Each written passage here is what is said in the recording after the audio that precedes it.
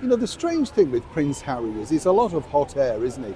When you think about it and cast your mind back, chums, if you remember, he, of course, was going to sue the BBC, threaten legalities, of course, when they dared to question the fact that he had not asked permission from our late monarch, Queen Elizabeth II, to name his daughter Lilibet. Remember? That was a big hoo-ha to do. And then, of course, he's threatened various legalities to various people over the years. But of course, it never really amounts to anything because Harry, as I've said to you before, is incredibly hot-headed. And this time around, once again, he's just quietly retracted away amidst, of course, all the sort of shenanigans that's been going on over the last week.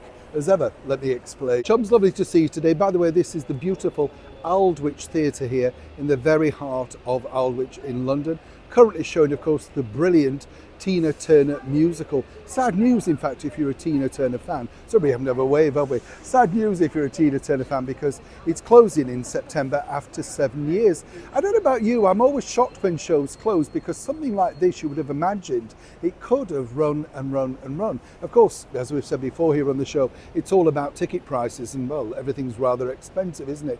But, you know, Tina Turner, a great artist. What a woman. Yes, and you know the weird thing is, I met her many years ago, but the weird thing is she actually came in her, as she told me, her down period to a club called the Wakefield Theatre Club in West Yorkshire. This was just before she got back with, of course, the mega smash Let's Stay Together. As she said, the down parts are sometimes the good parts because, of course, you cherish them more. A lovely lady, Tina Turner. Let's get back to your royal story of the day. Well, as we know, Prince Harry recently lost that massive court case, all about, of course, wanting security because he didn't feel safe over here in the very heart of London.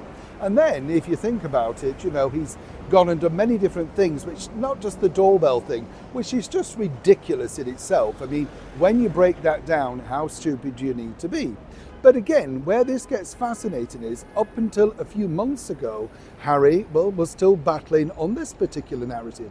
Do you remember the Manhattan car chase in, of course, New York City, where for, well, 2 hours plus, he was chased around the streets of Manhattan and seemingly because, you know, well, paparazzi.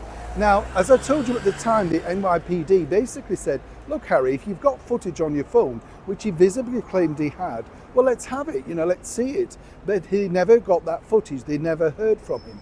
He, in turn, as ever allegedly, was demanding the fact that he wanted to see the details of the paparazzi that apparently they'd spoken to, as ever allegedly. And it never really amounted to anything. What's fascinating, though, and this is where it gets interesting, is just very, very, very quietly, Prince Harry's now receded from this, and given the fact that they've not heard anything back from him, despite numerous requests, now the New York City Police Department have now concluded that this is well and truly over.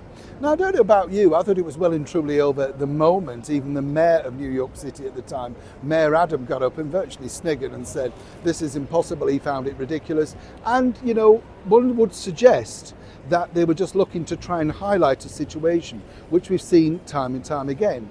But of course, with Harry and Meghan, it's truly all about the impetus of getting what they need, right? And moving forward, the bigger story now is, well, as he's now lost that, and he's now lost his own security over here in the United Kingdom, what are they plotting to do next? Because according to a source, he's not simply walking away, he simply wants to reinstate the security that by birthright he thinks he should have. As ever, it's a developing story. When I know more, you'll know more. Neil Sean, Aldwych, London.